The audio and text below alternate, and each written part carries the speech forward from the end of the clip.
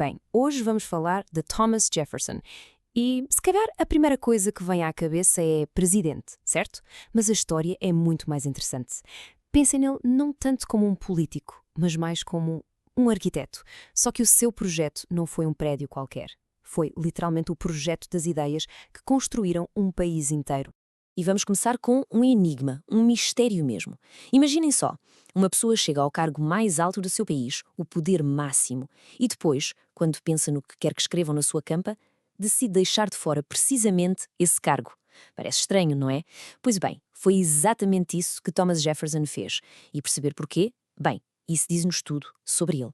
E pronto, está aqui a prova. Na lápide dele, mandou escrever autor da Declaração da Independência, autor do Estatuto para a Liberdade Religiosa e pai da Universidade da Virgínia. E mais nada. Onde é que está presidente dos Estados Unidos? Em lado nenhum. É uma ausência que fala mais alto que qualquer título. Para desvendar este mistério, temos de fazer uma pequena viagem no tempo e entrar na cabeça dele. A chave para tudo isto está na sua juventude. Ninguém nasce um revolucionário, pois não? Jefferson também não. Ele tornou-se um e as sementes disso foram plantadas nos livros que leu e nas ideias que descobriu enquanto era estudante. A grande culpa disto tudo foi de um movimento chamado Iluminismo. O que é isto? Bem, imaginem que a humanidade de repente fez um update ao seu sistema operativo. Foi uma época em que os pensadores na Europa começaram a dizer: espera aí, e se usássemos a razão e a ciência para resolver os nossos problemas? Em vez de aceitar que o mundo é como é, por que não o melhoramos? Jefferson, na universidade, ficou completamente fascinado por esta nova forma de pensar. E foi precisamente essa fé no poder das ideias que o levou ao seu primeiro grande projeto de arquitetura. Mas, lá está, não era um edifício de tijolo e cimento. Era um documento, um que iria servir de fundação para um país inteiro. Ok, antes de avançarmos, um conceito super importante: direitos inalienáveis. Parece complicado, mas a ideia é na verdade muito simples e, na altura, era absolutamente radical. Significa que há certos direitos, certas liberdades, que toda a gente tem só por nascer. Não são um favor que um rei nos faz. Nascem connosco. Ponto final. E foi com esta ideia na cabeça que ele escreveu isto. Estas palavras são provavelmente as mais famosas de toda a sua vida. Consideramos estas verdades evidentes. Todos os homens são criados iguais. Parem para pensar no impacto disto numa altura em que o mundo era dominado por reis e nobreza. Dizer que toda a gente, à nascença, tem direito à vida, à liberdade e a procurar a sua própria felicidade era como virar o mundo de cabeça para baixo. Então, a lógica por trás da declaração é super clara, quase como uma receita de 3 passos. Passo 1, as pessoas já nascem com direitos. Passo 2, os governos existem para uma única coisa: proteger esses direitos. E o passo 3, o mais explosivo: se o governo não cumpre a sua função, as pessoas têm o direito de o mudar. Simples, lógico e a base de tudo o que veio a seguir. Ok, o projeto estava no papel. A planta estava feita. Agora, era preciso começar a construir. E o Jefferson não era do tipo de ficar só a ver. Ele meteu literalmente mãos à obra na construção do novo governo. E o seu currículo? Bem, é impressionante. Ele não parou quieto. Foi governador da Virgínia, depois diplomata em França, depois o primeiro secretário de Estado e, claro, acabou por chegar a presidente. Ele esteve sempre no centro dos acontecimentos.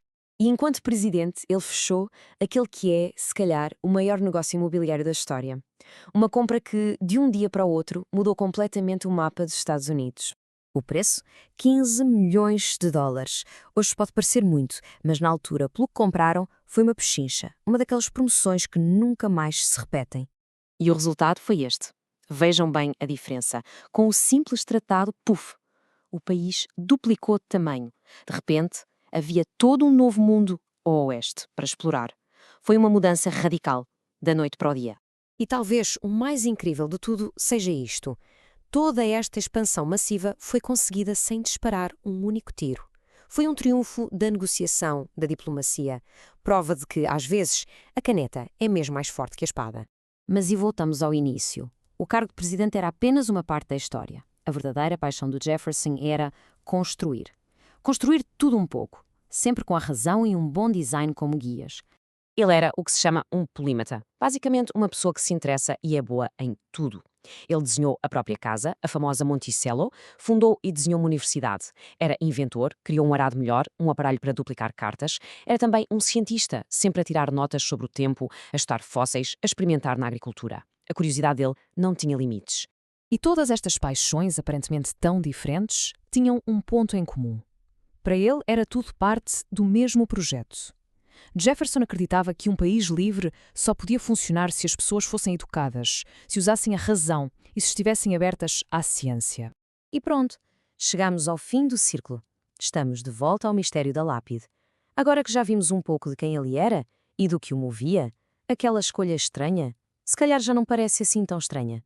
Mas antes da resposta final, um pormenor histórico que parece tirado de um filme. Jefferson morreu no dia 4 de julho de 1826.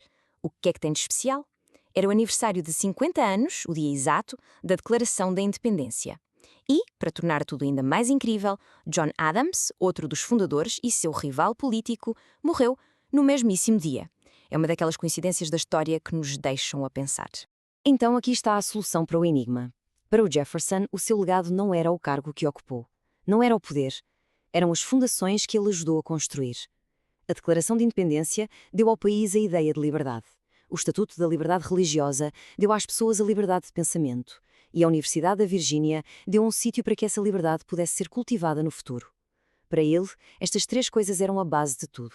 O resto era secundário. E isto tudo deixa-nos com uma pergunta final para refletir. Ao deixar de fora o seu maior cargo, o que é que o Jefferson nos estava a dizer?